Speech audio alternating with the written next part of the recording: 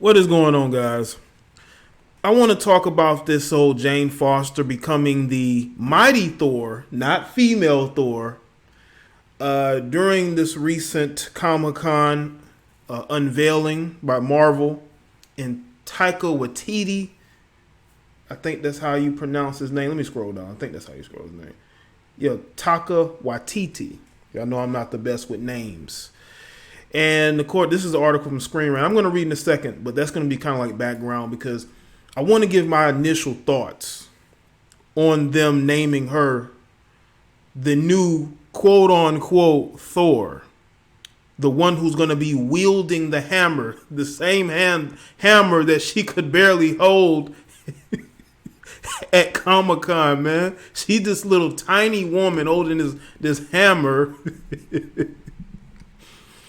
And also, not only that, this was the same woman who left the Thor franchise, who basically left the MCU because she didn't want to do it anymore.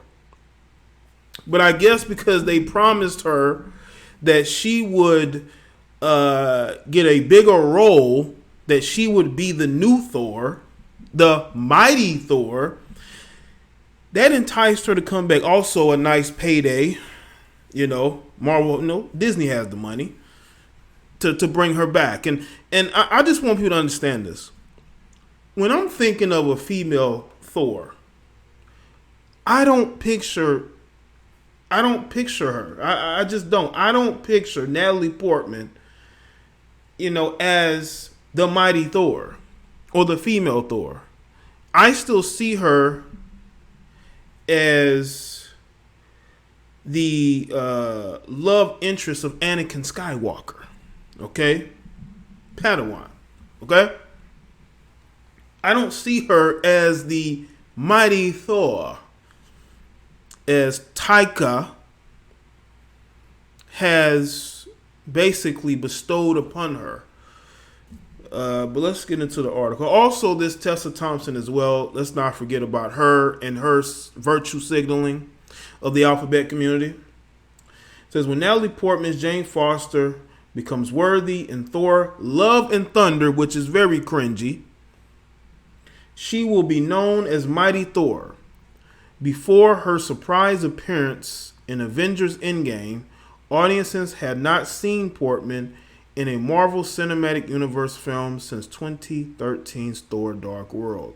In that movie and prior to Thor, Jane filled a role that she commonly has in the comics. The brilliant astrophysicist who is in love, who is a love interest for the God of Thunder. But that will change when she returns for Thor, Love, and Thunder, which is very, very cringy. Yeah, and it was a surprise to see her in Endgame. I thought she was done with the role, but once again, they had big plans for her. Listen, man. It's almost as if they're trying to follow the Brie Larson route. Brie Larson and her, physically, they basically look the same. They have the same girl next door look. And I think they wanted to do the same thing with this particular Thor.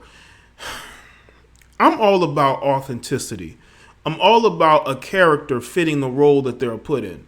I don't think that Jane Foster fits the role. But I honestly don't have any interest in seeing Thor, Love and Thunder to begin with. Not only that, because of all the wokeness, the virtue signaling. Listen, I'm a black man. Even me as a black man, I'm very cringed at all of this seeking to show representation. Like, I don't care. Give me a good movie. Give me characters that I can relate to, that I actually want to go see. I was a fan of Iron Man, Captain America. They're not black. They were in great films in the Marvel Cinematic Universe. All this virtue signaling is a joke to me. And it's only going to end up having them lose in the long run. Because looking at their lineup of films, I'm not really that interested in seeing many of them. Blade, Black Widow, Black Panther 2. Those are the only films I'm really looking forward to. Maybe Guardians of the Galaxy 3. But other than that, Marvel, you're going into this is going to be what the woke era of Marvel films. As part of the Marvel Studios panel at San Diego Comic-Con, they confirmed that Taika Waititi, the man behind Thor Ragnarok, would write and direct a fourth Thor movie. Chris Hemsworth and Tessa Thompson are back as Thor and Valkyrie, which was expected. Thor, unfortunately, is just going to be there to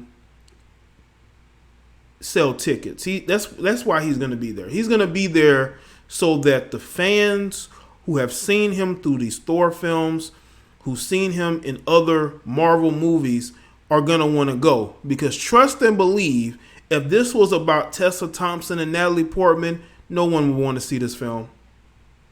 They would have to virtue signal their way to getting tickets sold, like they did partially with Captain Marvel. Now, there were a lot of MCU fans that still went and watched. I'm not one of them. But there were a lot of them that still went and watched because that film was right before Endgame. So Chris Hemsworth is basically just going to be a figurehead. He's there to sell tickets. It's going to be very unfortunate what they do with his character, because in order for you to build up new characters, you're going to have to basically downgrade other ones. And I feel like Chris Hemsworth is going to be a pinata in this film. That's how I feel, man. They're going to try to downplay his masculinity in order to make Tessa Thompson seem like she has the bigger hammer, even though she has no hammer in any way. But y'all know what I'm saying. Anyway, but it was then revealed that Portman is rejoining the MCU story and will receive a much more powerful role than before. Jane Foster will become Thor in Thor Love and Thunder, and even though it has been common to call her female Thor, that will not be her official title. Well, everybody's going to call her the female Thor, whether y'all like it or not. Okay? Possibility of her being known as female Thor resulted in some pushback online to the notion that Jane being worthy means her gender needs to be part of her title. Thankfully, Waititi stepped in and clarified what Portman's Thor will be called. As he stated on Twitter, Jane Foster will be known as Mighty Thor, not female Thor, in the MCU. More virtue signaling, more my hammer is bigger than yours, even though I don't have a hammer. This is where we're at, people. And this is why it's very important for fans of what was the MCU to speak out on this.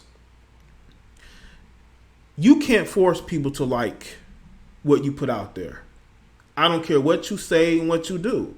There are fans of many different ethnicities who are not for this bullshit narrative that you're pushing. But be that as it may, I'm a fan. And I'm a fan of good, productive content.